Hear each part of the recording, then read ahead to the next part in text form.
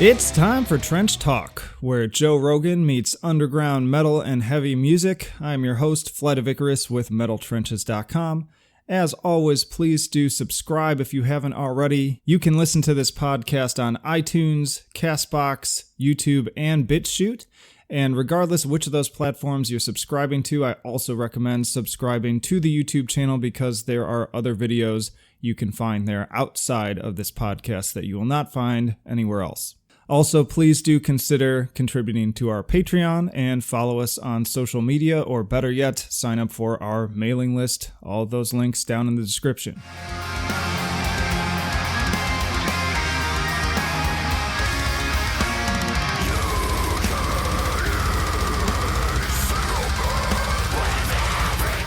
All right, so I'm here with Aaron Green of melodic death metal band Aerith. I'm pronouncing that correct, right?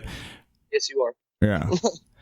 And before we're going to get into talking about the new music and the, your past material and the band itself, but kind of where I wanted to start was I wanted to get your take on the top 3 melodic death metal bands of all time, ranked in order, if you feel like you can even do that. I'll probably get a lot of hate for it, but I'm not gonna be surprised. But I'm not gonna give a shit what anybody says, but it's definitely In Flames for me, all the way up to A Sense of Purpose. And oh damn, that's a controversial pick. Yeah, and it'd definitely be At the Gates and Dark Tranquility. Those would be my top 3 for sure. And the reason why I say In Flames is because look, yeah, I know they've changed. They're definitely not the same band anymore. You're not going to get an argument out of that for me. It is what it is, people can't argue the fact of what those albums from Lunar Strain all the way to Clayman did for the scene and what it added, what it did for metal. It was something that was never done before. It's something that completely changed the melodic element to metal, and it influenced so many bands once they came touring in the States with Clayman. You could hear the shift from when Killswitch toured with In Flames. When Killswitch toured with In Flames, they were doing the first time In Flames ever came to the States. It was on a Live or Just Breathing, and it influenced Adam D so much that. Listen to the switch to End of Heartache. There's so much Gothenburg dual harmony feel in that album. There is so much. Absolutely. That's not the only band. They had such an impact on all those bands of the early 2000s, new wave of American heavy metal, all those metalcore bands, Shadowfall, Unearth, Killswitch Engage, Darkest Hour. Yeah, Darkest Hour is one that stands out for me, especially. Yeah, they were I've talked to a lot of guys from those bands before, and they all say that In Flames was definitely some of their main influences when writing a lot of those choruses. Man, you can hear it; it's right there, it's undeniable. And I am such a whore for those things. Like I love dual harmonies, and I love beat catchy choruses. So In Flames has always for me had some of the most catchiest stuff I've ever heard in my life when it comes to that stuff back from their older material. So it's just undeniable, and people love to argue, At the Gates, and I'm like, yeah, At the Gates had a great contribution, but and I'm not going to deny that they didn't have an impact, but for me, when it comes to the catchy melodic choruses, it's definitely In Flames. Yeah. And I even did my own kind of Melodeath ranking list, and I struggled with At the Gates because, yes, they had a huge impact, particularly with one album. But that's the thing, they don't really have the breadth of work that some of these other bands do. And so for that reason, I tend to downrank them a little bit because, it's hard to compete when you've only got a handful of albums, and these other bands like Dark Tranquility and In Flames have 10 plus to work with. At least. Yeah, exactly. And I'm not trying to water down At the Gates. I love At the Gates. Slaughter of the Soul was a ginormous album. It was a album that made a huge impact. I'm not gonna ever deny that either. I know the impact at the Gates had, because it definitely influenced me too. That album, Slaughter of the Soul, is so good, so good. But it didn't have, yeah, they just don't have enough material that kept impacting it. Like they went on hiatus for a long time as these other bands kept popping out records, like Dark Tranquility and In Flames just kept going.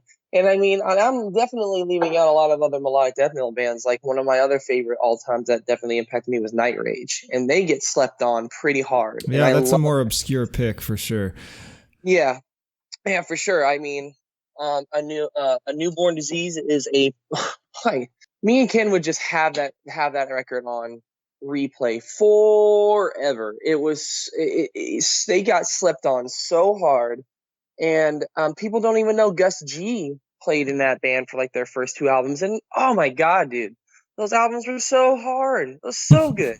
They're so good in the writing, and it definitely you hear that stuff and you go, that sounds like In Flames, but it kind of sounded like In Flames and At the Gates together.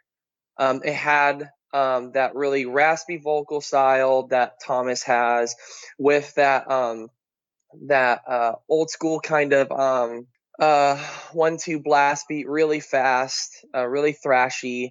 Had that really dirty guitar tone, and but then the chorus would come, and it would just be like, oh, it's an In Flames chorus. All right, so it's good, but yeah, At the Gates is, I'm never gonna argue that album had a huge impact on the scene.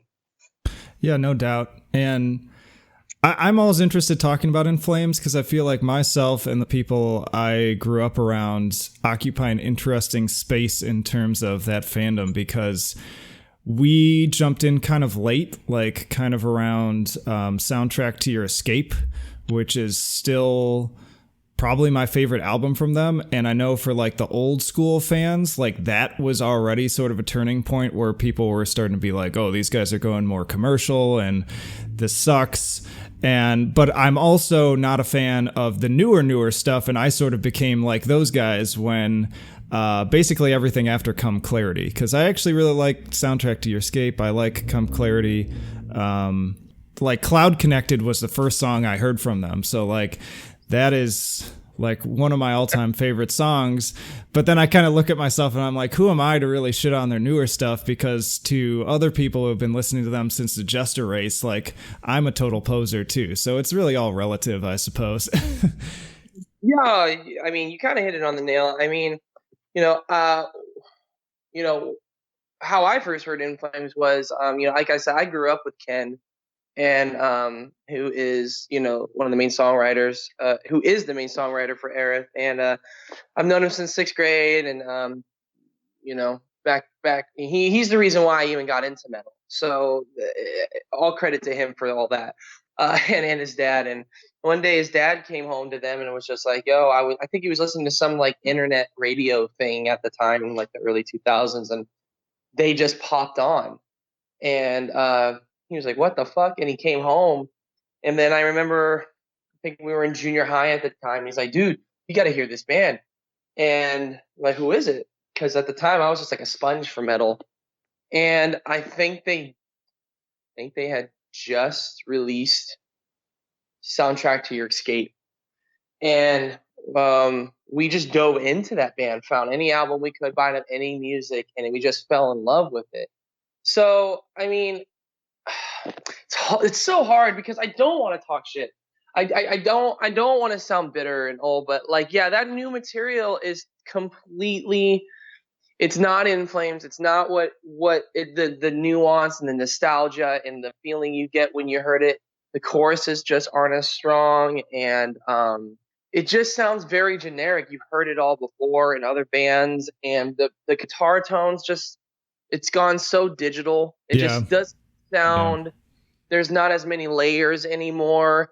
It really sounds like when they did Sounds of a Playground Fading, that's absolutely when the transition had for sure all around happened. And it sucks because that was the production I always wanted for them. Like I always wanted that ginormous, huge, really, really really clean production, and I wanted to hear it. And that album, man, there was probably like maybe 3 songs on it I really cared for. And then, oh man, then their Breaking Benjamin album came out, Siren. I was just like, I don't know what the hell's happening anymore. I could not stomach that album. Then Battles came out, and they were kind of like, hey, here's a little bit of what you've heard before, but we're still doing this. And it's just kind of a nut puncher to the old school fans. It's just kind of like, yeah, we used to be this band, but we're not that band anymore. So you can just stay and listen to that old stuff because it'll always be there. But yeah, we're not doing that anymore. And Yeah. kudos to them, man. I mean, that's hard for a band to do. That's a really hard transition to do. Like, they're doing exactly what like Bring Me the Horizon did. They were a shitty MySpace metalcore band, and they are a ginormous pop band now. They went straight to pop. Yep. In 3 albums, they went from this really gross, really bad produced, really shitty, horrible breakdowny scene metalcore. And then it's Sempiternal. Tell us what you really think. Oh, it's horrible, dude. I'll go all out. Like, it's horrible. But then Sempiternal came out. They had Terry Date do it. They got Jordan Fish in the band. And I'm honestly, I'm infatuated with this band's transition because it blows my mind. And they got Jordan Fish on keyboards, who brought a whole new element to their music. That album, in my opinion, is a phenomenal rock metalcore album, I guess you could say. The thing is, nobody sounded like that. That was kind of like a new sound Bring Me the Horizon was doing with that album. Then they did That's the Spirit, which was like this arena rock synth album with different variations of every song. Like, every song was completely different from each other. And then they did this new album, and it's completely pop. It's completely pop. They probably have like 2 songs that are like kind of heavy, but they're still rock. They have like a Limp Bizkit song. And they have like a fucking, I don't know, another song from that sounds like from In the Spirit, but everything else is pop. I'm like, oh my God. Kudos to those dudes for being able to have a demographic and really transition into it in a way in 3 albums, like to be a metalcore band to a pop band in 3 albums. That's insane. And that's what In Flames is trying to do. They're trying to be like this new metal pop with some of their elements, but it's just like, fuck, man, your riffs, you can write better shit than this, and your riffs and your choruses could be so much better. We know it because we did it. It just sucks because it's ever since Jesper left the band. That's when it really changed.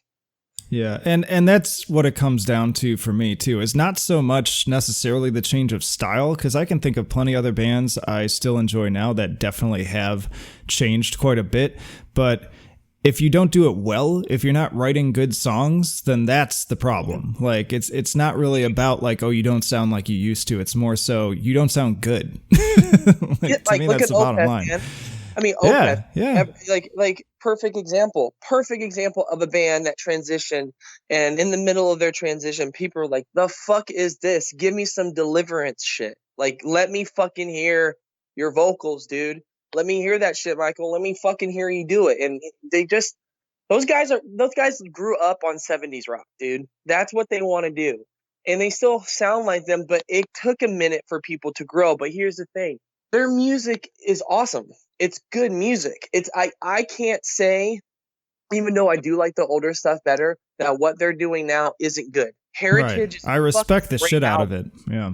Oh, I respect it so hard. Like, they are basically like, in my opinion, if I have to put anything on it, they're like Metal Rush. It's heavier. It's got like a Rush type of feel to it. And it's also got this really proggy Dream Theater at times type feel. Maybe not as synthy, but the sound progressions changed into this prog rock band, really kind of like heavy prog rock. And I dig it. I honestly, it took me a minute. I used to just be like, oh, fuck that new Opeth stuff.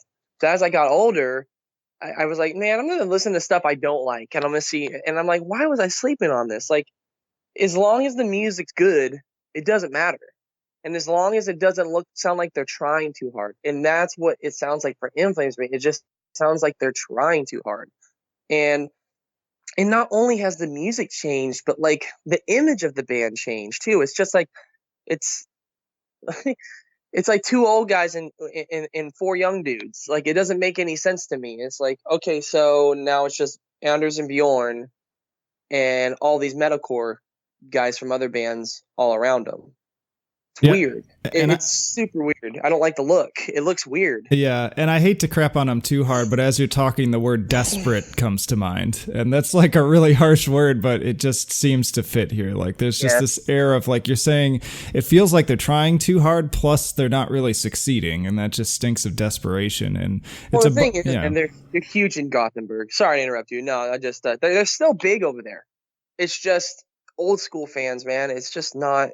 Yeah, exactly what you were saying. I'm just ugh. But yeah, I mean it's to each their own. But then on the flip Yeah. side of that, see, this is why I am a Ride or Die Dark Tranquillity fan, and I rank them as number one overall because I feel like Dark Tranquillity, even though they're a band that have definitely gone through their kind of stylistic changes and variations from album to album, I feel like up to today they are still putting out really top quality material, whereas In Flames is not. And so I feel like I have to give them extra credit for that.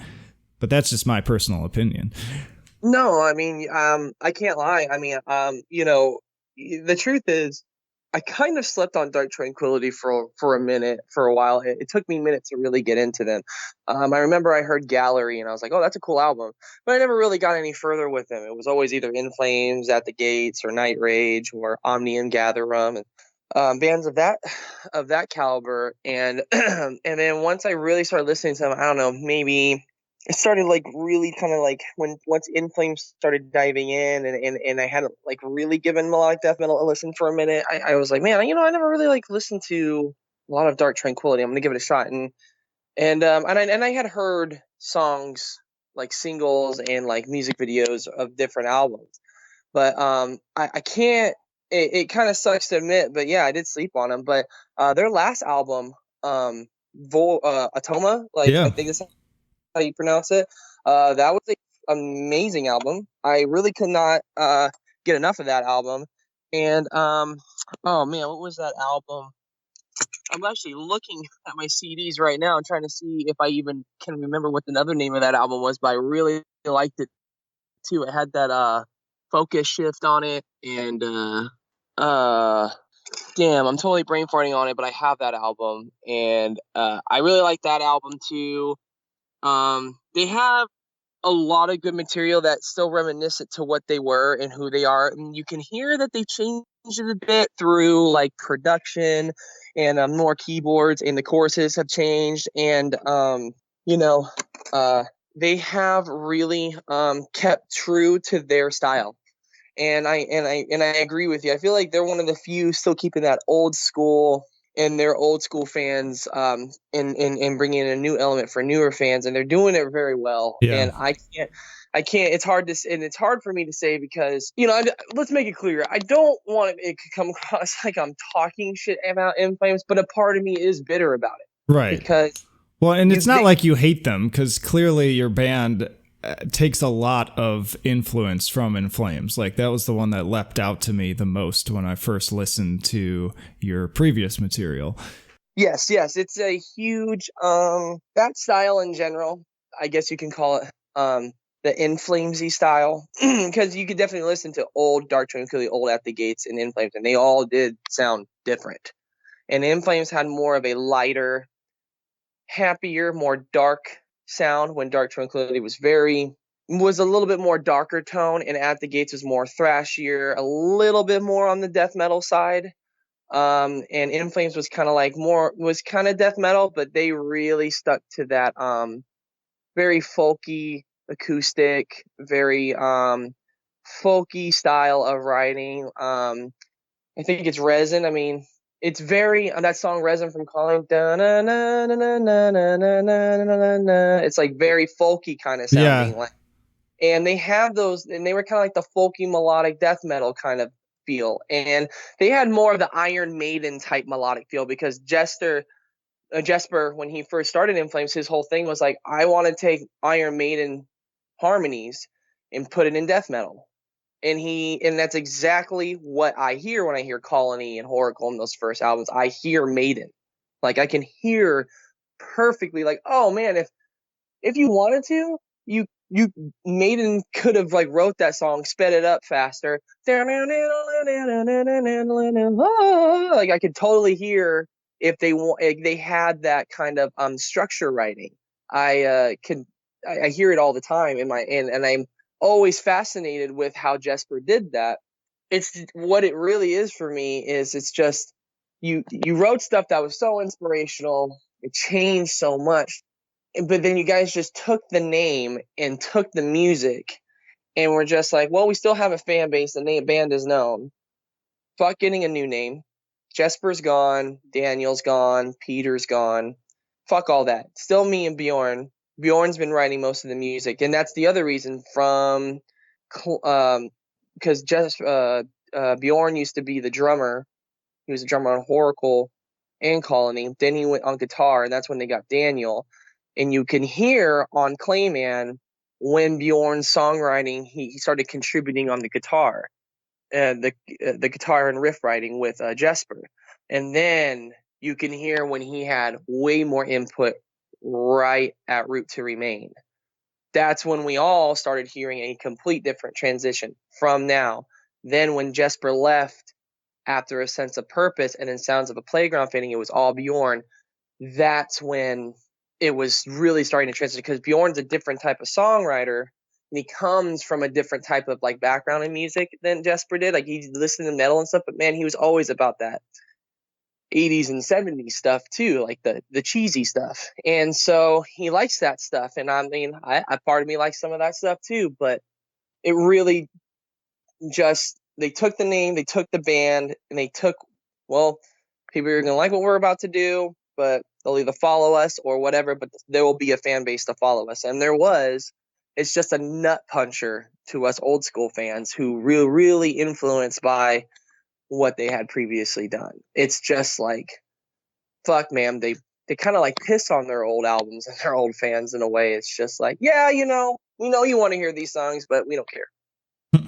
As opposed to, again, like I just saw Dark Tranquillity play here in Portland. I think it was last year, maybe the year before, and they no, not with Amorphous. They were with who were they touring with? They had a pretty good lineup too. Well, anyways, I'm not going to waste time trying to remember exactly who it was, but in any case, like, they were incredible. Like they played all their old songs mixed with the new songs, and they clearly have so much love for their fans, and just, it was a really powerful experience. So to see that, but I also wanted to comment on, I think you broke down the best I've ever heard, kind of the differences between these bands and also the progression that they went through. Cause I've always focused very hard on kind of how all these Gothenburg bands sounded very similar, but you're absolutely right. Like In Flames has that kind of more folky feel to it, whereas I think of Dark Tranquillity as being more kind of dark and brooding, even kind of like a almost gothic kind of atmosphere to it. Yeah, exactly. Gothic. Thank you. That was exactly the word that I was missing out of my vocabulary when I was trying to explain it. Yeah, definitely more gothic. Yeah. Cool. Well, go ahead.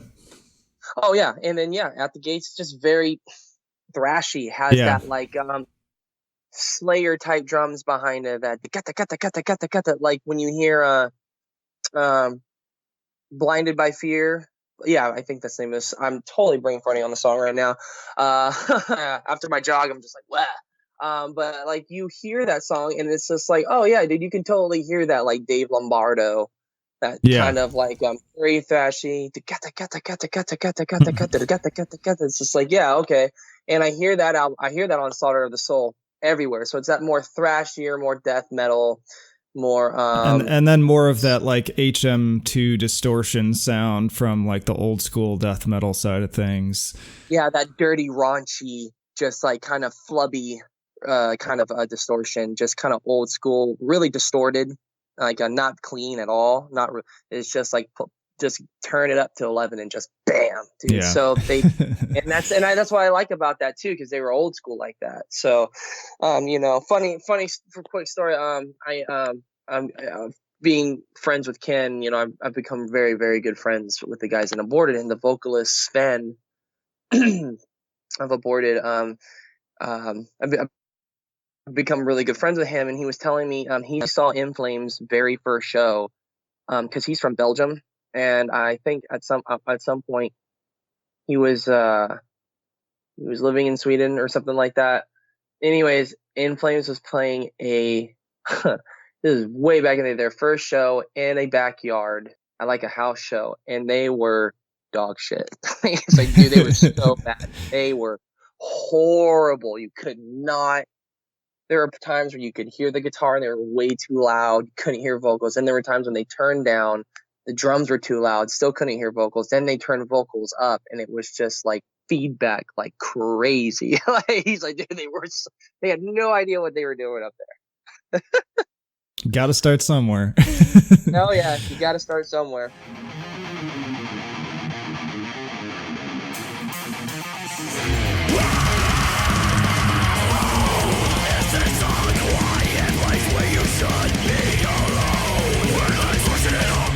Well, speaking of that, let's segue to Aerith now, like more so focusing on you all as a band. So you talked a little bit, a lot now about kind of like some of the influences and some shared influences with bandmates and stuff. Could you talk a little bit more about sort of how Aerith came to be and yeah, that story? Yeah.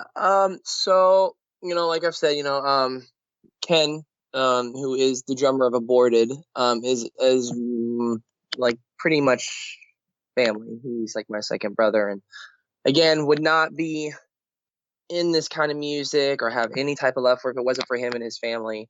They're a very musical family. They love metal. I grew up watching Ken start out as a drummer as a kid. Was playing Blink-182 covers in his bedroom, to telling me I'm going to be in my dad's band one day. And he became the drummer of his dad's band, him and his dad's band, and with his cousin on the guitar and two of their really good friends and his dad on vocals. And they were a band for a while, and they were really big in my area. I mean, if you went to a Bloody Cane local show, some shit was going down. So it was so I grew up with that, being their roadie, helping with sound equipment, learning about music, listening to new music. And so, one of the main things growing up as a kid with Ken, one of the biggest impacts on us was In Flames when all that was going on. And there was a lot of memories. I mean, we listened to Tokyo Showdown, their live album. That shit was in the fucking CD player. Going to shows, to Bloody Cane shows, back and forth, driving to the next venues and shit, with that in the CD player for so long, to the point where it got warped. Like, and there were so many fond memories listening to that live album of In Flames. So there's so many memories tied into In Flames, and seeing In Flames, like the first time we saw In Flames, Ozfest 2005. With Black Dahlia Murder, Killswitch, God Forbid, Hatebreed, fucking Behemoth, and Maiden, and just that's an amazing lineup. Yeah, dude, it was that fucking crazy lineup, dude. That was back when Shadows Are Security was when As I Lay Dying was pushing, End Up Heartache is what Killswitch was pushing, Black Dahlia Murder was pushing, Unhallowed. Dude, they blew up. That was the thing about Black Dahlia Murder, is that those guys, right place, right time, yep. Metal Blades saw them, and they're like, let's put all the money we can into this band. And a lot of people were kind of pissed at them that they were on the headlining stage and nobody knew who the fuck they were. But here's the thing, when you got a label that's backing you up, it doesn't fucking matter at all. Like, if they really want to pay that much to put you on the main stage, they're gonna put you on the main stage. Yep. And those guys were killing it, man. Like, that's another album I can really get into, and how influential that was on me and Ken, for sure. But that Unhallowed album, fuck, man, that's one for in my top 10 albums of all time. For sure. Like, it's still one of my favorite albums of the band of all time, even though I hear a lot of people being like, oh, but their ideas were so underdeveloped. And even Trevor talks about like how they didn't really know what they were doing, and he kind of cringes at some of it, but he still listed it as one of their top albums. He may have even listed it as their like top album when he did that thing for, I think it was Kerrang or something like that. But it's a great, super catchy album too. Like, all those songs just stick with you. Yeah, really, man. The Black Dahlia murder guys, I've actually talked to Trevor a couple times, and through passing, and they tour with Aborted, and he knows Ken, and so I've run into him and met him through them once in a while, and I have told him like, man, Unhollow was huge on me. I think it's one of the reasons why I even became a vocalist, and he goes, "I'm sorry." That seems like such He's a like, Trevor man, I'm response. really sorry about that. And I go, why? He goes, he's like, because it's one of my worst. He's like, I feel like that's my worst recordings. Yeah. I'm like, what? What? He's like, I'm not really happy. I But still listen to that and I go, could have done it better. but sometimes like that's part of the charm of it is just like it has a certain magic to it. Like I was talking with Matt Moss of Sludge on another episode, and we started to talk about our favorite Lamb of God. Episode. Yeah. Oh, thank you. Well, we were talking about that Lamb of God album, which was our favorite, and it's As the Palaces Burn. And that has such a just mythical story behind the complete dumpster fire that was the recording process of that album. Oh yeah, that was the one Devin Townsend did, right? Yeah, and I love watching the behind the scenes and them telling the story because it was like a fucking nightmare. But you know what? Yeah. I feel like as a result, it is just one of the most unique sounding albums in their discography. It has this certain like muddy dirtiness to it that I just like. They've never matched that really before or since, and it was that special magic of kind of all the fuck ups that happened mixed with the fact that they were still really great songs that are still holding up to this day.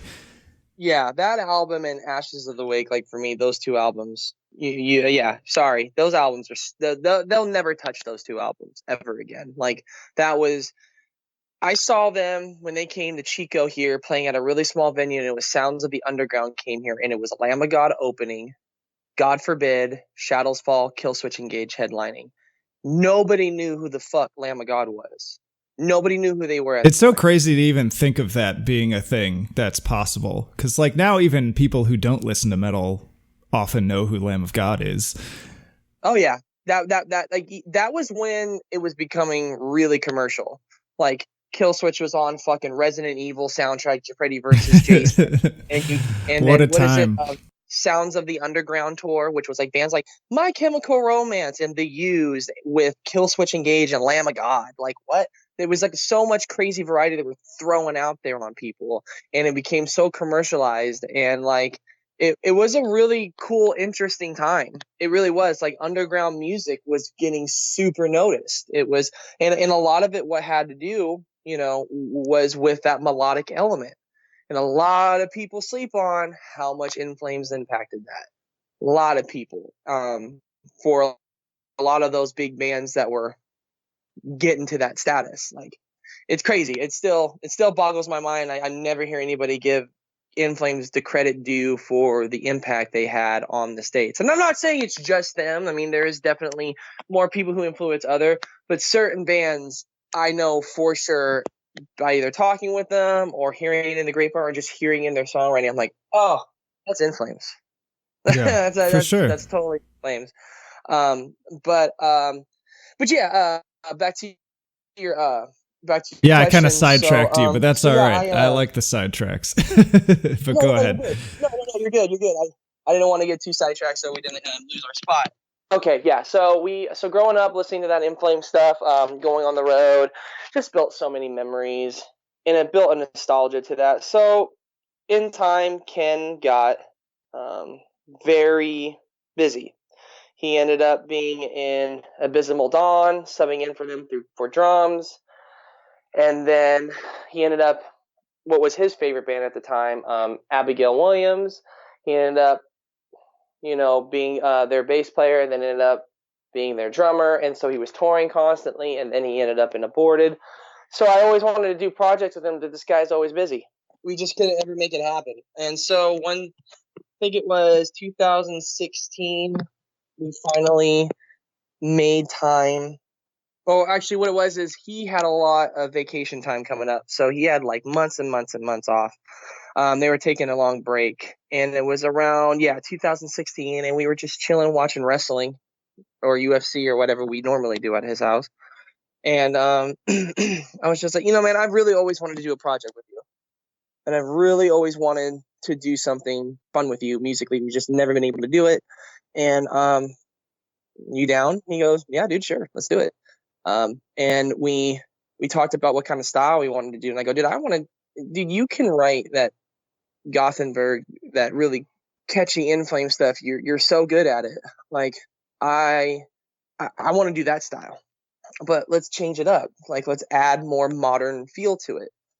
And so Ken took maybe 2 days and he already wrote a song and he sent it to me. And that's what the Uprising was, the early stages of that track. And I was very like, oh shit, like he did this already? Oh my God. So we're really doing this. And so we talked a little bit more, and then the songs just kind of started developing as he was writing. And I contributed some ideas and some riff ideas and some keyboard stuff. And if he was like, I don't know where this song's going, I don't know what I should do, and I would contribute with him a little bit. But other than that, that was all Ken. And I think he wrote that EP in the span of maybe 3 months.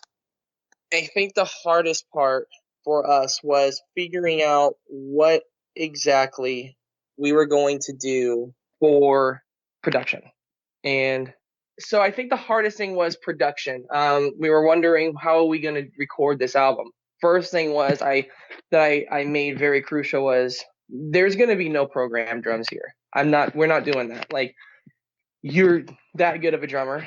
We already have that. So we need to figure that out. And Ken was just kind of setting up his studio at the time, and it was kind of like back and forth. And we had recorded some kit, the drums demo-wise, on this other kit that was just not the best sounding at the time. I mean, it wasn't a bad kit, but definitely was just not. It was something Ken was just using to practice on. And then Ken got endorsed, and then he got his kit, his newer kit, his Sakai kit, and then he re-recorded everything with what he had.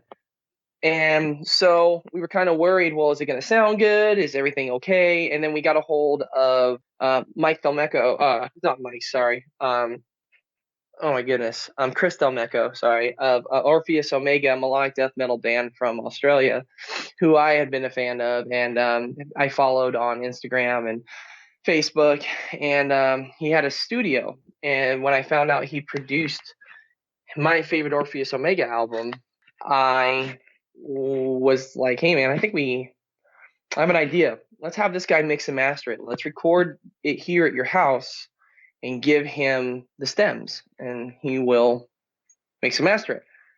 He goes, yeah, let's talk to him. So we talked to him, and we sent him some of the scratch tracks and demos we had, and he was so for it. He's like, oh man, this reminds me of old In Flames, like meets like Soil Work and like some Fallujah type atmosphere. So he goes, I'm so down to do this. And we ended up going with Chris. And mind you, it took about probably 7 to 8 months to get this EP mixed and mastered. It was a fucking shit show of waiting, and a lot of that was we're picky about the kind of mix and master we want. Ken has no problem voicing his concerns. He's run into a lot of that stuff with Aborted, and he knows how to put his foot down and really get the kind of mix and master that he wants. Ken's one of the main writers for Aborted. He's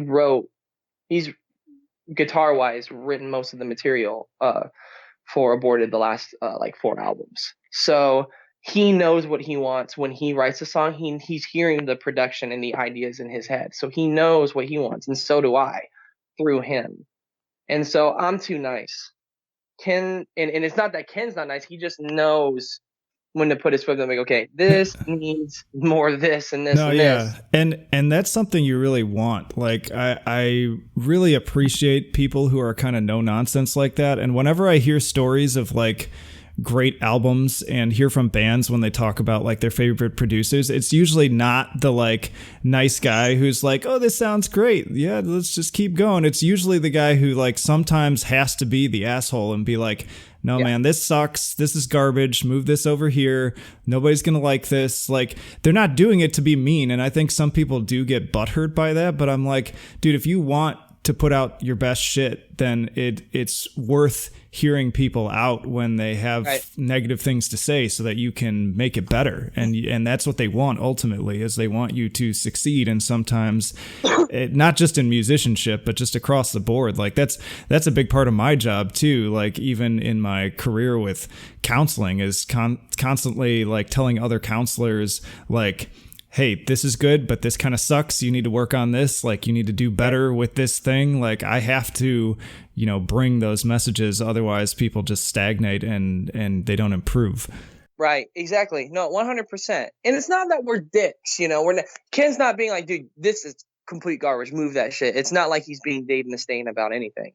He's really nice about it. Sometimes he's even like, yeah, man, I don't want to like be a dick and tell him it's like, not good or anything, but I mean, it that needs to change. And so, and if I'm like second guessing it, and Ken will just be nice on the thread and just be like, yeah, man, it sounds really good, but we just need to change this up a little bit. So, he's good at voicing it and I've gotten better with it, but, fuck, man, it was just hard because Chris, he's in an active band, he tours, and then he produces, and he had other projects, and he got a little busy. Then he came back to it, sent us some stuff, and then we didn't hear back from him for like a month, and then he went on tour. It was just a shit show all around, and communication, and then what's the hardest thing about this is that we didn't get it engineered there. We didn't record it at his studio. So we recorded this stuff. We had the idea. We sent it to him to go, now do this. That's like really hard we know that's hard for a producer.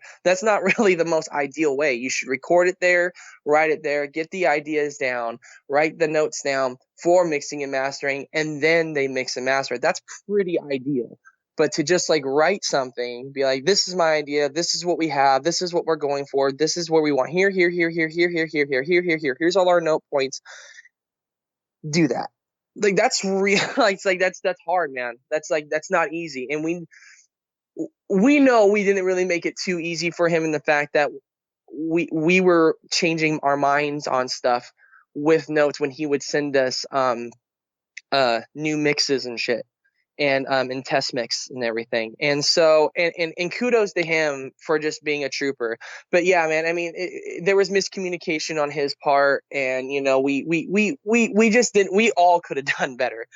So long story short, when the EP finally got done, we just were at the point where like, we're just done. Whatever he sends us next, we're just going to be happy with it. And we were happy with it, but there were some inconsistencies that we wish we could have been better. And it was a big learning curve for us, and we're happy with it.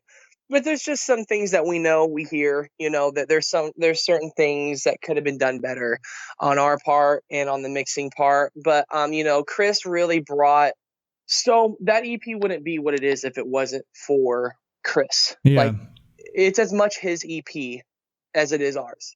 And I don't want to sell it short either. Like, I think especially for a debut, like, it's very strong. I mean, there's a good reason why I included it on that list of, like, top bands you should check out if you're into stuff like In Flames. Like, it really just is very strong. There's some really great songs on it, and it has just a lot of potential.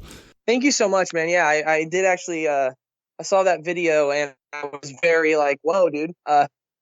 He put me up against Anders. That's pretty dope. I was like, wow, he thinks my vocals are as good as Anders. Don't tell Anders that. Yeah. I don't know how he'll feel about it.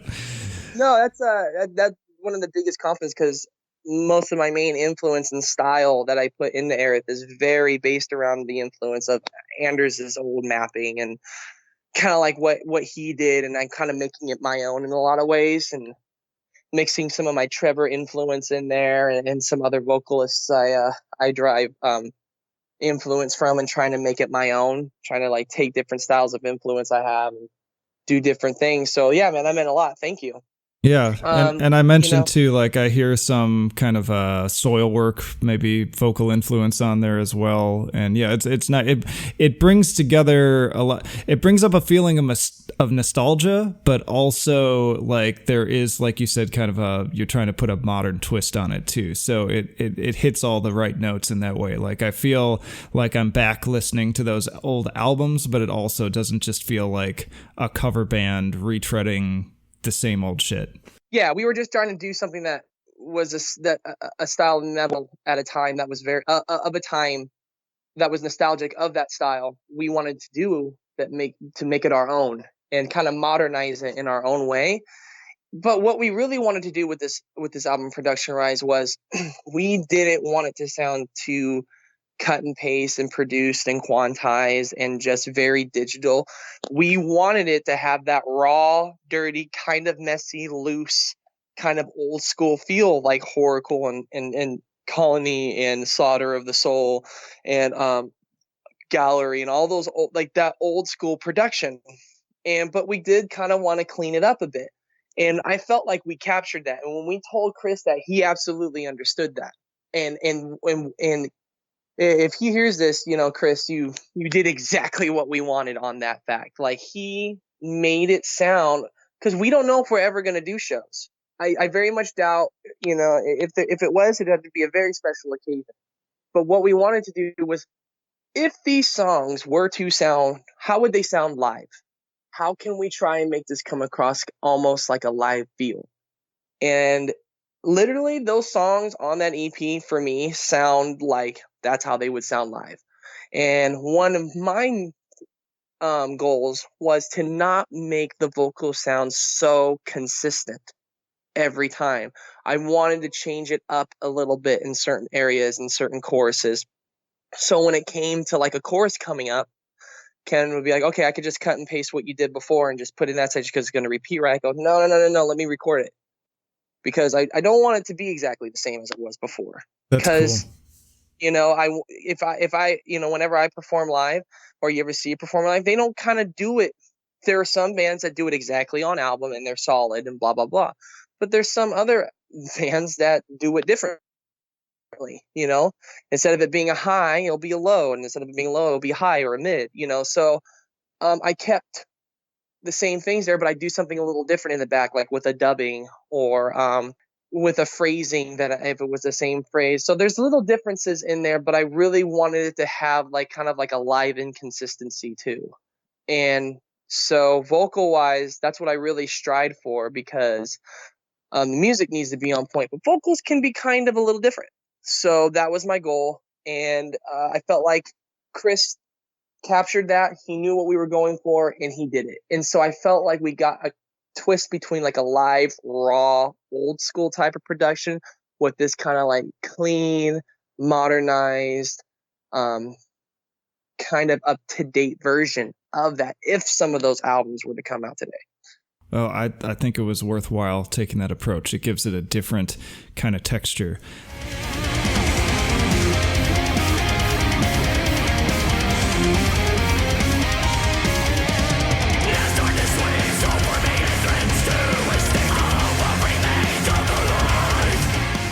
So speaking of how you want the band to sound live, have you all had the opportunity to play some shows and get the material out there that way? No. I wish, man. I fucking wish. We talked about it a lot. But here's the thing, man. Ken's so busy. He's so busy with Aborted. Like, Yeah, just no to give shit. you an idea how busy this fucker is. Dude, he wrote a lot of the new material we've been working on in between writing and recording the last Aborted album. So in his touring schedule is fucking insane. He just came back from doing Grass Pop. He's back for 2 weeks. Then he's leaving again to go do another festival. Then he's coming back for a week. And then he's flying out again to do 2 more festivals. And then he's coming back one more time. Then he's doing like this short 5-day decapitated co-headlining thing with Jesus. with Aborted. He's fucking all over the place, man. And then even before that, weren't they on that like cruise liner show too? 50,000 tons of metal. Yeah, last year. They did that last year. Yeah, dude. And they just did an American tour. And dude, Ken's all over the fucking place. Aborted is a very, very active touring band. So when he comes home, his downtime is his downtime. And whatever the fuck he wants to do with it, he has every fucking right to. Fair I enough. never want this project to feel like another job, to feel like it's going over his priorities of Aborted. I never want him to feel any type of stress or pressure. What he does in this project is on his free time when he wants to. A lot of what he writes for Aerith is when he's writing at home for the new Aborted album and he's getting kind of, I just need to take a break from this, he'll go on Aerith. And then when he needs a break from Aerith, he'll go back to Aborted. He goes back and forth between the two. When he chooses to do that, that's all up to Ken. I give him the absolute freedom to do whatever the hell he wants. Because this is a fun project that two friends wanted to do together. Really good friends. I've known Ken for 20 years, and he is not just my friend. He's like my brother. His mom and dad are like my other mom and dad. So I would never, ever want this to be something that is going to put any kind of pressure on him. I always make sure that he's having fun. We're having fun. I bring burritos. We're both vegan, so I bring all the vegan shit I can when we're having a good time or whatever, man. And we take a break. We'll watch some UFC or some wrestling, and then we'll go back, or we'll just play some video games and fart around, or just take a break or whatever. We really try to make this a fun project. And the fact that we got Frank, his dad, to do bass for us was just like, oh, sweet, dude. This is perfect. So this is like Bloody Cane 2.0, like in a couple ways. Like I'm doing stuff with my friends who are as close to me as family, who gave me this love for music. Nothing in this project artistically is a struggle. Well, and I like that too, because I think when a project, the less a project feels like a job and more just like something you want to do for fun, the more that comes out in the music and the more enjoyable it ends up being. Because I feel like I can tell when a band is just fulfilling like a contractual obligation versus when they really had something they wanted to say and wanted to get in the studio and put it down. Right. Exactly. And I mean, I'm all about these super crazy projects that some guys do on their off time from their main thing. Like Adam D did Serpentine Dominion with Corpse Grinder and Shannon Lucas. That was a phenomenal project. And there's Conquering Dysphoria. That's a great fucking project with a bunch of amazing guitar players and musicians from other projects. So I mean, what this really was just so we could make music together. We didn't really think about in terms of will it get noticed. It wasn't really about that. We kind of had an idea, people might like it, and word might get out, and that a guy from Aborted is doing some stuff with his friends, and here's this, and it's a little different way. It's a lot different than Aborted, and you know but the thing was that this is our core root. This was our beginning. This was something that it was a big start for Ken and for myself when it came to metal. Like Ken grew up on it, but for me, when I mean it was a big start for us, was that I think it was when In Flames really hit us in this melodic style of metal. It was a big it was the first time when you hear something of a music that you're so passionate about and a band comes across and you're just like, oh, that hits me in the soul. Oh fuck. Like I can't not want more of this. It was one of those things. And it was very influential, and it had a lot on Ken's songwriting processes and mine. And it was a core root of our origin when it came of being musicians and influencing us to do certain things. So it kind of just made sense to come back and do that style. And the thing about melodic death metal that's cool is it has such a direct fan base. It hasn't been trendy for a long time. There is kind of a standstill in the scene at the moment in the genre. But there's still a huge love for it and a huge passion for it. Out of all the subgenres of metal that is the entity that is metal, I feel like melodic death metal really stands alone in a lot of ways. And a lot of that got replaced by metalcore, and it's kind of a dead genre, like not dead, but it's not nearly, considering its former glory, like it's not really like a popular genre anymore. And there are a lot of underground bands doing it, but not a lot of there's not a lot of fanfare around it anymore. No, man, because either some of the bigger bands are changed, they've changed their sound, or a lot of or some bands just they progressed the music, but they just never got the break they needed or got as noticed as other bands before them who are now different bands out of the big three. There's different reasons why the genre came and it went. It's really weird, and it's like metalcore became became that whole thing. It was like, here comes melodic death metal, then bitch, fuck out of here, metalcore. It was like metalcore really came to take kind of the commercial front line that was melodic death metal in the early 2000s to when the mid 2000s came. That metalcore just blew the fuck up, and then in the late 2000s it was like this Asking Alexandria attack trance crabcore shit, like that became the new melodic. Yeah, it's been an interesting progression. Yeah, it's just like, that melodic, that it's nothing different than what was being done in the 80s. Like these scene kids with their tight pants and their fucking black hair. That's funny because I actually tend to refer to that later era metalcore that's more like image based and more almost like rock and roll oriented. I'm like, this is the new wave of hair metal, basically. I call it glamcore. And I feel very proud of that label. It's like it's the eyeshadow and the outfits and the kind of androgynous look, and then the same type of songs that are more so about girls and relationships. And metalcore already had that, but metalcore originally I feel like it was more so sort of like breakup music when it was about relationships, whereas like the glamcore stuff was more like kind of getting back to partying, getting laid, all that sort of stuff coming around again. I think that was just interpretation from young fan bases too, because even Howard Jones was like, when I wrote My Curse and End of Heartache, really wasn't really about breaking up. It was more about just the dark side of love. I was like, oh, so people just interpreted it that way. And it cried out to these kids, young kids who at 15, 16, all they know is breakups.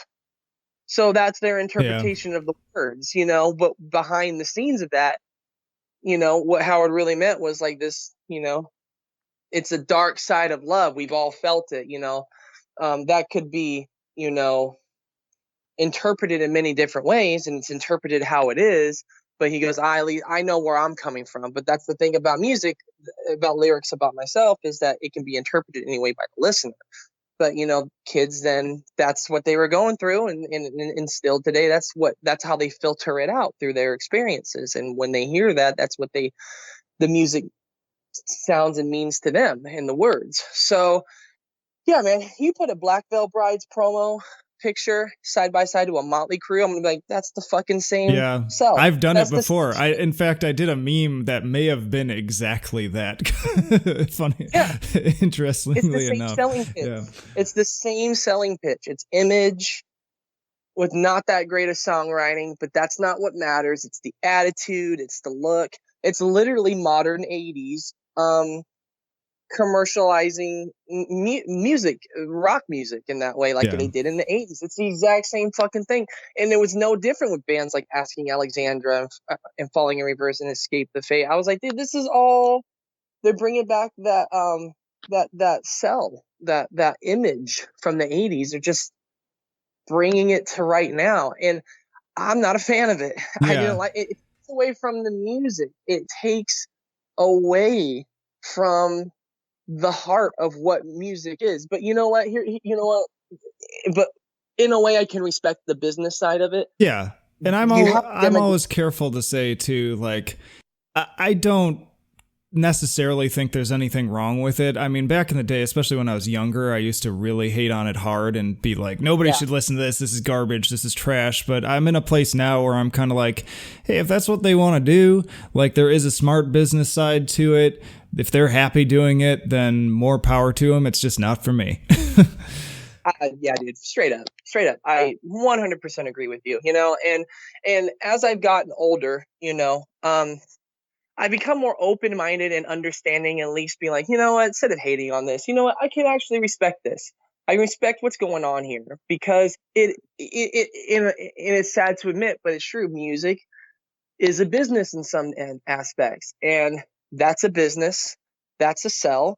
And when you have a demographic of people, you need to reach out to them and keep them interested. Well, how do you do that? Well, you do what Motionless and White does. You put some fucking makeup on, you add to the makeup and the look every other album, every other tour, and it keeps people interested in the image of the band, and the audio of the band. So it's just another element to sell, and I get it. But it does suck because it makes a mockery kind of the artistic value of music, but but I can't. But then I'm going to be contradicted because I fucking love Gwar, and I love their. Well, and the fact of the matter is, and I've talked about this with Finn from the Punk Rock MBA, and I feel like this is a big, almost theme of his YouTube channel. Basically, is that even if you're not in one of those like super, glammy looking bands, your brand still matters. Like no matter what type of band you're in, you have to have a brand, because that's what people respond to. Like even turning back to the Black Dahlia murder, they have a brand. That's part of why they're so successful. Like Trevor's personality and just the overall kind of like behind the scenes part, like all the gags about them being like huge stoners and like their Instagram account and all that stuff matters. And what about Adam D from Killswitch back in the day, the Daisy Dukes and the yeah, exactly. Like you have to, you're still selling an image. It may not be that stereotypical, like, model looking image where you're selling to like young girls, but even if you're not doing that, you're still, if you want to hit it big, if you want to really get out there and blow up, it does matter that you put effort into somehow developing kind of a personality around the band, because that's really ultimately what people connect to. You also have to have good music for the most part, but that's really not the whole thing. Yes, you can tell right there. There's two different sides to do it. There's the business side, when a record label comes up to you and go, you guys need a gimmick, here's our idea, and you go with it. And the other one is selling that gimmick, but it's yourself. You're just selling you, who you are. Like that, like I said, Adam D, that's Adam D. That's who he is. He's a goofball. He'll wear a shirt, an all black shirt, and all it says on the front of it in white lettering is "I lurk." That's fucking hilarious. That is so funny. I fucking can't stand how funny he is. It's so good. He doesn't do it very much anymore, but like back in the day, he was selling the fact that this is us, this is who we are. We play cheesy stuff, funny shit, but at the same time, I'm gonna make you laugh. I'm gonna say some fucking stupid shit, and it you could tell because the music was so good. That image he was selling of them being themselves showed hand in hand. Like the music wasn't suffering, their image wasn't suffering. What was selling was the fact that they are them. Yeah. And that's part of why I've tried to have conversation with people before too about like how I feel like there aren't necessarily as many of those like big personalities anymore that people remember by name, like Lemmy, like Ozzy Osbourne, that age is kind of died down. But the people that I do remember by name, it tends to be because they did develop that brand. And I feel like Adam definitely is one of those people, because I will always remember seeing videos of him playing shows in like a different outfit every time. One sticks out to me. He fucking played with like his like vampire cape on that was like too small for him, and fucking like just goofing around. And I remember seeing that, and it like, not only did I appreciate the music, but I did have that reaction where I was like, oh, this is just like a dude who's having a good time. He's just having fun, and he's just like goofy, just like me and my friends are. And that sticks with you on the show. Yeah, exactly. Yeah, totally sticks with you. Couldn't agree more, man. I think one of my favorite Adam D moments was at the Ozfest that I saw them out for the first time, and he comes out and they played like their first two songs. He goes, we're in a band. We're the band Kill Switch Engage, and I have an issue right now. And he goes, I see an FYE tent out there. I see a, like, what is it? Like a, like an affliction tent out there or whatever. I also see this tent out there, like all these brands that were out there for the festival. But I'll tell you what you do need. You need a Tampax tent out there for all you fucking pussies in the crowd. And I fucking was dying. I could not stop. And he was just like, this next one is about darkness, and really fixating on it. Just not taking it seriously at all. Like, I love it. Fuck. Yeah, and he's doing all this, mind you, in Daisy Dukes. How can you hate this guy? And that's something that I'm really loving about one of my favorite albums this year is from the Callous Dowboys. And I feel like that's another really strong example, like especially just talking to Carson. Carson's this massive personality. He just seems like he cares, but he also at the same time doesn't give a shit, if that even makes sense. Like he just seems like someone, like, regardless of what happens with the band, whether they blow up or not, I don't honestly think he'll care either way, but because of like just their overall goofiness and silliness, and like the music's seriously good, but there's even all those points in the album where they're just poking fun at themselves throughout, and it just adds this extra layer that keeps me coming back to it, and I love the shit out of it. That's why I'm so happy when I was a kid, not only having Frank come from the background of like my first metal album was Pantera and Iron Maiden, Number of the Beast, and then Ken's dad's band's album. So those were my first three albums introducing myself into metal I fell in love with. So I'm very happy with the fact that how I got integrated in this metal. And then when it really started hitting me when you're young, like 15, 16 and 13 or whatever, when I really started getting into it even more, when your mind is a sponge, you're not just getting into it because it's cool and the look. I was getting into it for the music, for the love of it, for the live performance, like that old school, heartfelt, like what it was all about. And I'm so thankful that I didn't come in those late 2000s when my mind was a sponge. And I see this and I like it because either it was just the thing to like at the time, or it was just the scene, like it. I came into it with people who show me that metal is a community. It's a family orient. Everybody here at this show is fucking family because we're all here for the same thing. We're all here for it. And even if it wasn't a band that a lot of people didn't like, I'd see a guy in the Slayer shirt, like, that guy's not going to like Killswitch. That guy's not going to like As I Lay Dying. That dude was fucking destroying the whole pit for all these bands. I remember I saw this guy in the pit for the whole festival. I was like, that guy's been in every pit for every fucking band. And he's wearing like a shirt you would think. That guy obviously will not like these bands. Fuck no.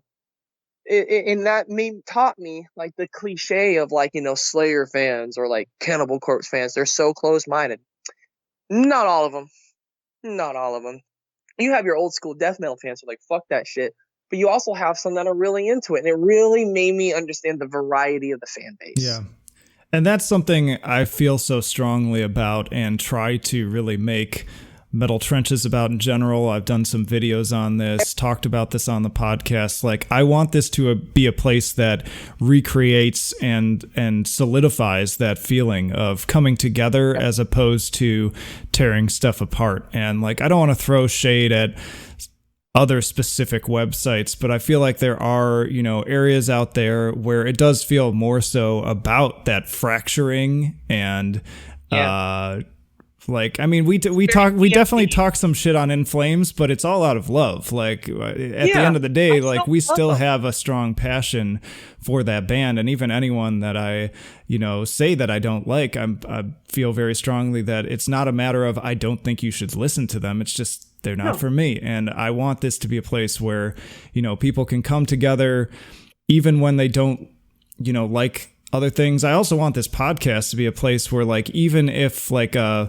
episode comes up where you're like, I don't know this band or I'm not really into this genre or whatever, that you listen to it anyways, just to hear what people have to say and the topics we cover and keep an open mind. And so I think that's really cool. And I feel like most of the people I've had on here share that mentality, and it's been nice, because I feel like sometimes you're on the internet and you see certain videos or certain articles and it's like, fuck, man, like it feels like everything's falling apart, but it takes like getting not really face to face here, but talking person to person to recognize that there's still a big demand out there to really create a solidarity within the scene and make it a positive thing.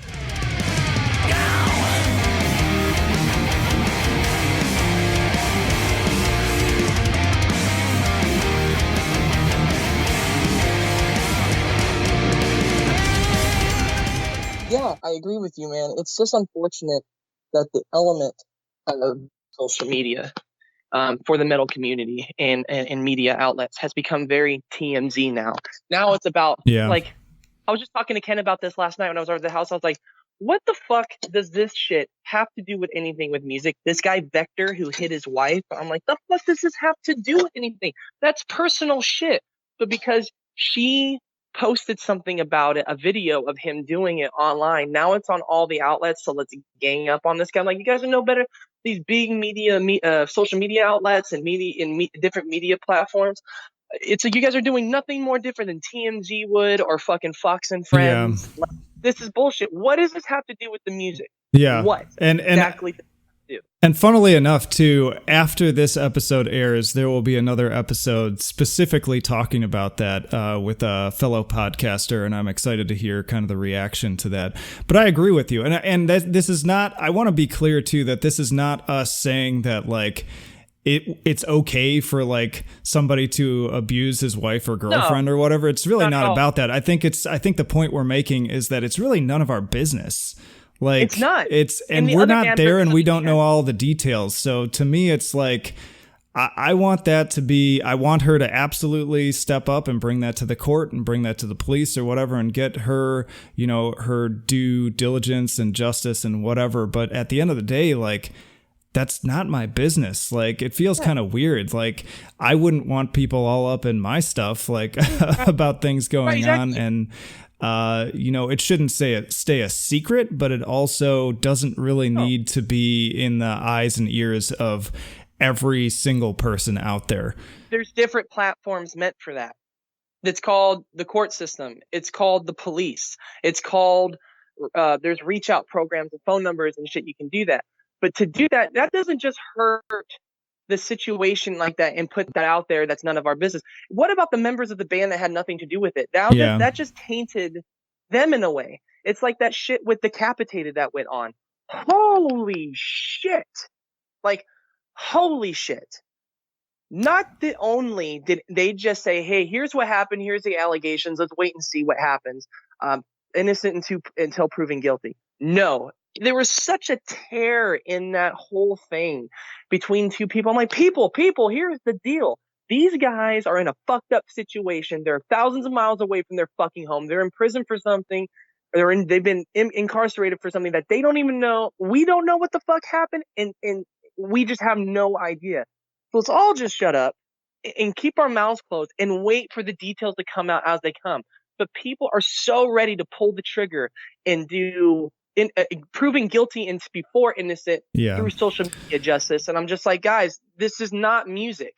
This has nothing to do with, like, I understand if it's part of the scene and it has to do with the band, but say something about it. Here's the situation. We will give you more once we get more factual details. Yeah, man, it would just be the same thing, different words every time through these outlets. I'm like, what the fuck? And then at the end of the day, when they were proven that all that shit was bullshit, they didn't do a damn thing to that girl. Just the amount of shit that was said and done before. I'm like, now everybody's coming back. Oh, I knew it. I fucking knew it. And I always had faith. And I'm like, man, 90% of these people are just trying to come back to the allegations that they said. And the problem is, man, yes, I want that girl to have her own voice. I want her to be able to reach out for help and put this out there. but it's not just him involved. His band members are going to be involved. His family's going to be involved. His band members' families are going to be involved, and their wife and their kids. And if this band wanted to continue to be a thing without him, why, why, well, what if they, they knew about it and they didn't do anything about it?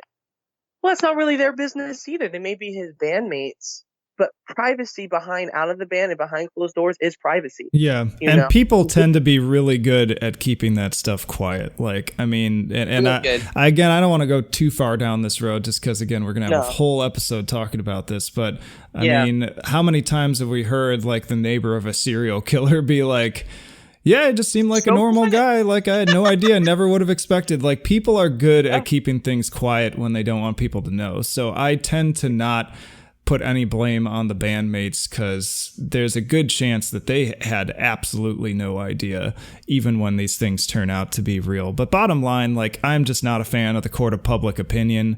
I think it's just a really toxic thing, and I'd rather just leave it up to the powers that be to really take care of business. And then when we find out that somebody's like convicted of something, then fine. Like, I want to know about that. I bring up the example of that absolute scumbag from Lost Prophets, who was like, like molesting like underage kids and like even trying to get them to like bring their children and stuff. Like, that dude is a prime example of like, okay, dude got caught, convicted, and is doing his time. And I'm like, okay, now, like, yeah, we can talk about that because like it's all been done. But even then, like, I don't want to get wrapped up in that. I'm more so wanting to focus on like, how do we, bring people together, and also like provide. I see it as an opportunity to even bring people who are dealing with stuff, people who have those problems, people who are struggling with something that could turn into something really negative,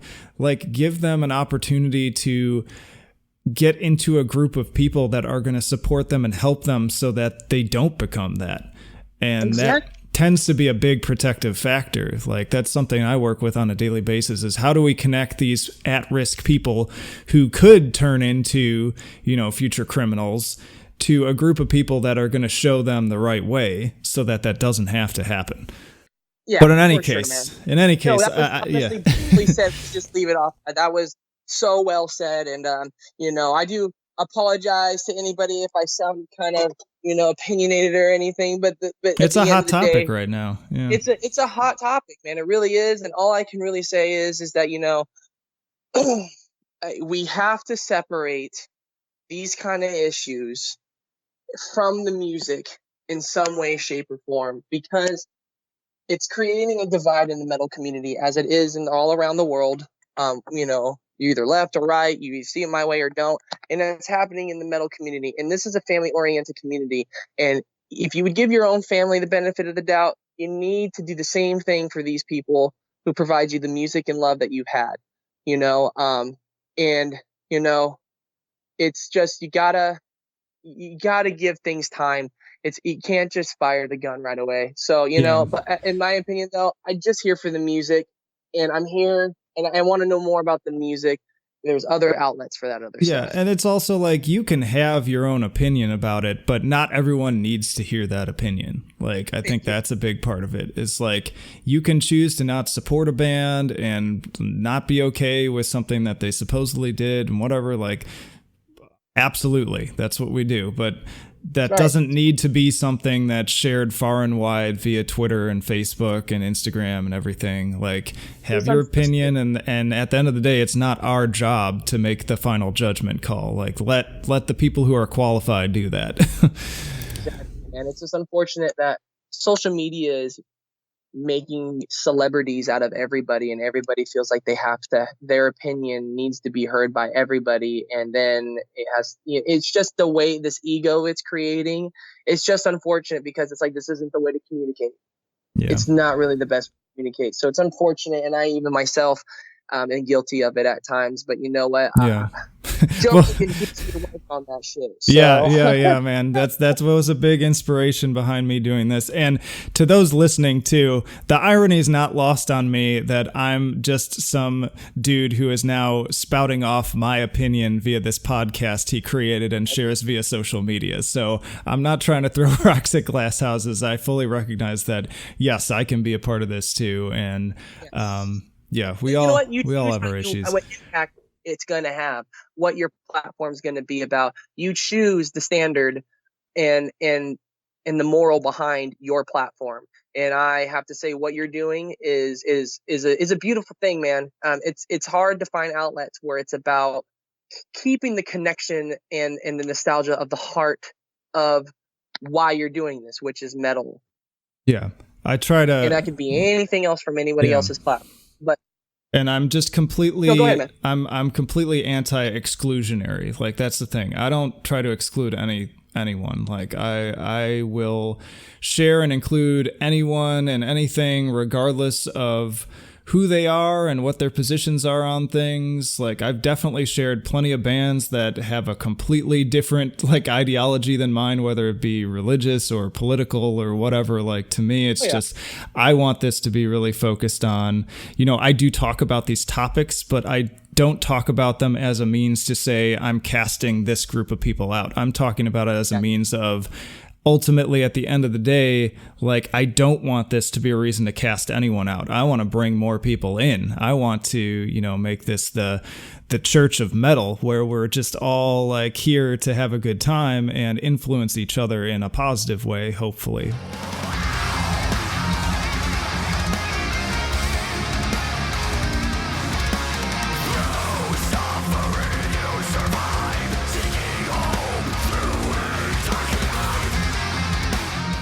I want to make sure that we touch on the new material too, for sure. And as you were talking about things with Ken and everything, it became clearer and clearer why it's taken so long to, move from that first EP to now these new songs. But I wanted you to be able to talk a little bit about, like, was there any new sort of mindset going into these songs? What are you most proud of with them and things like that? Yeah, so I mean, probably around May of last year, we started talking about new material because the feedback we got from the EP was pretty crazy. You and a lot of other social platforms really pushed it and really helped us get out there. We had so many great comments and feedback, and we were just really humbled by it. We had no idea it was going to be like that. And a lot of people really heard that In Flames love and nostalgia behind it. So we just decided, all right, let's keep doing this. Let's keep writing new material. And Ken was down. And I think within like a week, he sent me like 4 songs. Like, he had just wrote them out. And I was like, okay, here we go. We have 4 songs already. And I think now we have about 5 altogether. No, sorry, I'm wrong. We have about 9 altogether. So we had about 9 songs already done and everything. And we wanted to give people something now. Because the deal is, we are writing a full length, but it's going to take us a little time to get that done. With his schedule and mine, and with the way things are, and at the moment we're all really busy. So we were just like, let's find 2 songs that are really strong, that will represent the new material and the direction it's going, and give a little bit of a, because the thing about this project that became kind of a theme was, we always want to have guests. We always want to have a special feature on every track that we can. So we decided to find a song with a really cool guest appearance. And mind you, that's another reason why the material takes long too, because we try to work around the schedules of other people we get guest appearances on, and we know the guest appearance is going to do so good for that particular track. We'll wait, and we'll try and book it and get it done when we can on their end, and then go from there, and then move on. But so we wanted to at least do a 2-track EP. Well, it was originally going to be 3. We did a cover, and then we did 2 tracks. But we decided to keep the cover off to the side. It's already mixed and mastered and done. Well, we're going to hold on to it for a minute, maybe just to have something extra out there in the months to come. So it's a little something extra for everybody to hear. And so we decided to do 2 tracks, and they were the ones that are continuing the lyrical theme and the story that I have going on from the self-titled EP. And it's just a progression of what's been going on. There's some new elements to it. Going into it this time around, what we really wanted to do was push the mix as far as we could. Really try and capture a bigger sound. And the choruses this time around are sounding really massive, really epic, really nostalgic. But we're trying to do it this time with the influences that we have. We're really now trying to find our own sound. You'll still hear the influences and the nostalgic feeling, of course, but what we're trying to do now is really trying to make it our own, trying to build on top of what we got already and what we had. And so we're going into this completely with just open mind, no expectation, no weight of what we feel like needs to happen or follow up. We're just doing it. And it's a great freedom to have. And we communicate really well as friends and being close as we are. So it really helps with that aspect too. So, what this EP will be is a theme. It's kind of like a prequel. It's kind of like a prologue to what is to come story-wise, with the theme from the EP, from the tracks. So, and I hope everybody really enjoys it. We really try to push a lot of elements that people liked from the previous EP and try and really keep in mind what people liked and try and do something different. Yeah, and I can attest to the fact, having heard the 2 songs now, that they are fucking awesome. Yeah, I hadn't even told you yet because you told me to tell you what I thought of them, and they're great. Like, super consistent, very catchy, and I'm really excited to hear kind of what more comes in the future from this direction. But it's a good start, and I think in the digital age too, like it makes sense to release things this way. Like there's plenty of bands out there that even just I talked about this with Warforged. I mean, they managed to skimp by just putting out a song here and there and really developed a huge hype around that. And it took them years before they finally put out the full length, but damned if it wasn't worth it. And so I hope that's the same case with here. I'm all about quality over quantity, and both of these songs are quality. Thank you, man. We really wanted it to be just that. We really just want to put out a really good quality material. Nothing. We don't want to half-ass it. We want to be worth people's time to listen to. And we just, we're always about writing something that we know we would like, but also to make it worth people's, ears, their time and their and a part of their playlist, because I know how important that is. And so, yeah, man, this time around, we decided to go with former member of Aborted and really good friend of ours and Ken's, Mendel. Mendel is a phenomenal guitar player. If you guys haven't heard him, please check him out. Mendel. Oh, I know him. Yeah, I've reviewed a few of his solo things, and I believe I did an interview before it was recording stuff. I think I did a written interview with him a couple years back, but he's an incredible guitar player. He's phenomenal, and his production's really good. And we decided to go with him because we wanted to bring like that friend element into to add on top of that. We know Mendel really well, and we had very detailed conversations about this with him, about maybe going with him, and he was very down for it. And finally, when we settled on him, the mix for these 2 songs, again, he was so understanding about our pickiness. He probably sent us about 4 different types of mixes. And then finally on the last one, he goes, okay, here's what I'm going to do. Fuck this. I am going to remix all this one last time. I am going to fucking amp this, and I'm going to amp this up. And our main focus, because Mendel's a guitar player, but what we really, and so he understood the tones and what we were going for. But what we really wanted to focus on was the drums. Ken plays very loose and very groovy, and he plays very, very, very precise when he does.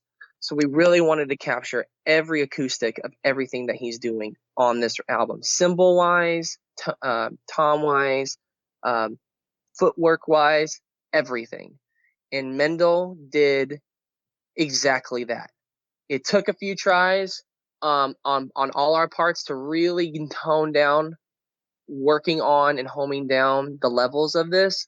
But I gotta say, Mendel, I'm so happy with what he did.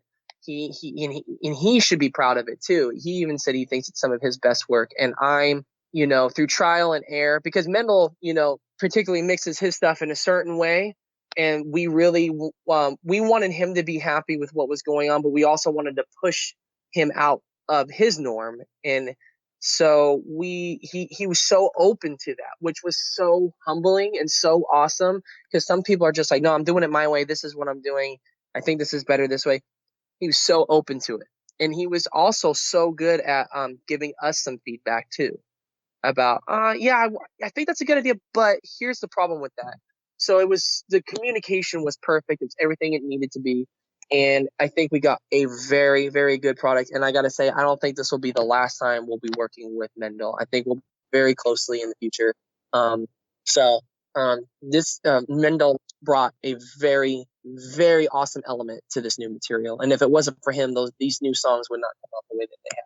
That's sick, man. I actually had no idea he was involved. And talk about another guy who knows how to keep busy. But good choice. Yeah. Thank you. Yeah. It was the logical way to go. It felt right and it made sense. It's like, it's already family oriented. Might as well just bring in another guy who we know really well and just have him at the helm, and complete and utter trust with him. I had no doubts that it was going to happen. The way that it was, something special was going to come out, and it did.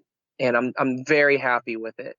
And I just really hope everybody really likes it. And people really dig deep into the story, as we're nerds. So, hence why the name of the project is what it is. We're not just music nerds, we're gamer nerds. And so, I really hope people really dive into this story and this world I'm creating and really enjoy the music and really enjoy the words, and really either interpret it their own way or follow the story, either way they want to do it. I'm really excited about this. It's been a ride so far, and people could definitely expect more from Aerith down in the future. Cool, man. And this episode will be airing July 15th. So what do you want to make sure you plug in terms of how people can find this and other things coming up in the near future?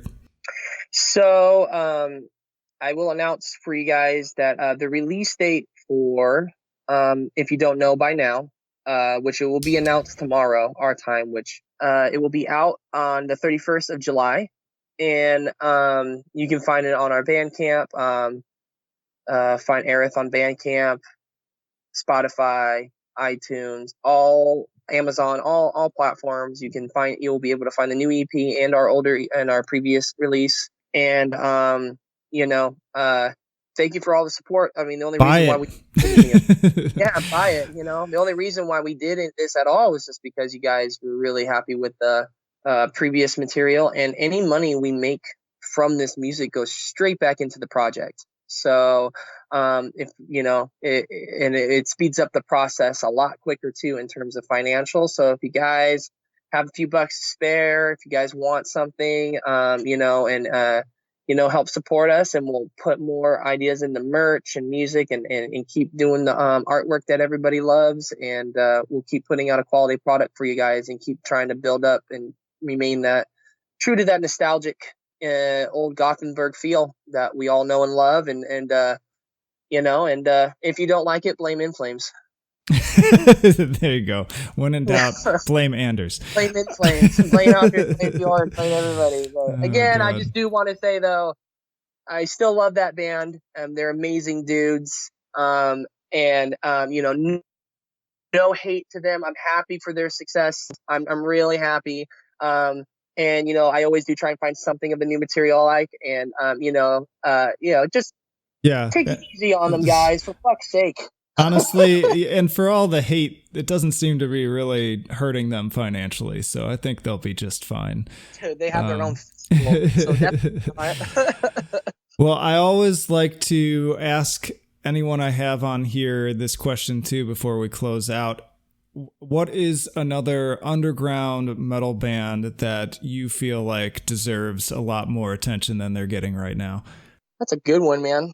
I mean, we're about building community, so I always like to ask bands who else they want to shout out. Well, there are a few. I'll name a few. For I Am King is definitely one. I'm really bummed that not a lot of people are going for. It's Dude, kind of like you are the only other person I've heard actually mention those. I was about to say those guys, but they've got a female singer, and fuck, rad band, man. Yeah, she's fucking awesome, Alma. And I have yelled out to her, and she's a little busy, but hopefully maybe we can get her to do a guest vocal spot on some material. Hoping maybe she's very busy right now, so hopefully. But that'd be cool. They're like if you guys like Darkest Hour, they're very like European melodic. They have a lot of American influence, but they also have a lot of European melodic death metal influence. So it's a lot. It's got like if Darkest Hour came out of Sweden area. I've shared them on a few. I think I shared them on an episode, and I made a couple videos. I think I ended up including them on because I want to shout them from the rooftops. And if they want to come on here and chat too, like I would love to do that because they're fucking rad. That album was sick. But anyways, go on. It's really good. It's really, you guys can't go wrong with that band. There's not a track on either of their songs. It's literally like a cross between Like This City and Darkest Hour in a lot of ways. It's really good. It's really good. So yeah, I would say them. God damn it. Oh, all right. I can't pronounce this very well, but it's like Melorist or something like that. It's Meliorist. It's phenomenal. It's like polyphia metalcore in a lot of ways. It's pretty cool. It's they got some really cool synth in there. Vocalist is phenomenal. I'm really all about this band right now. And I think I've been really banging on that new Ingested EP. If you guys haven't heard it, check that out. That shit hits hard. It slams. It's really good. And I'm not really a big slam guy too much. But I've always been a death metal guy, and this is just like a perfect mix between the two. And if you guys haven't heard them, check it out. And I would be remiss if I didn't shout it out. But if you guys haven't heard it yet, check out that new Aborted album, Terror Vision. Check out my boy. Hell yeah, man. Heard it. Yeah. So thank you for having me on the podcast. I really appreciate it. Hope I didn't go too in depth with anything. No, it was great. It was a great conversation. Yeah, man. Thank you for what you do. Thank you for your support. I do want to say, man, I appreciate people's platforms such as yourself doing what you're doing, really diving in with the artists and their take on things and their about the world and in their life and the music and everything. So we need more people like you. So I really hope, I just want you to know that you definitely have somebody who would definitely keep supporting the metal trenches for sure on our end. Cool, man. Yeah, spread the word. Thank you. And if you know, I mean, you know people, so if you know people who would be interested in having a more long-form conversation like this, by all means, send them my way. And yeah, just spread the word. I mean, we're out there. I'm not going to pretend like I'm the only one doing this. Like, there's a bunch of us out there. It's just a matter of we're small, we're not that well known, and we all need the help. And I don't want it to even be the other community I'm trying to build is like the community of people who are doing sites and podcasts and stuff. Instead of it being like a famine mentality of like, I want to get bigger than them. I want us all to like raise each other up and just provide people more avenues to find great music. And Right.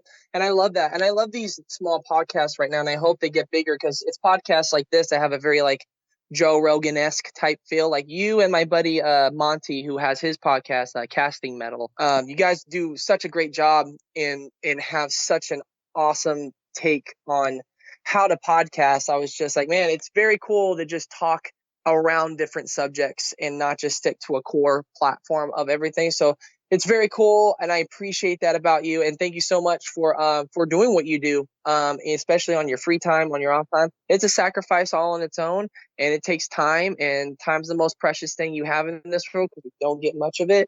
So the fact that you're choosing to do this is fucking awesome, man. So thank you. Yeah, man. Always a pleasure. But speaking of which, I do need to get going. But thanks for your time as well, and keep doing what you're doing and stay in touch. Absolutely. Thank you, everyone, and thank you. All right, man. Talk to you later. Later.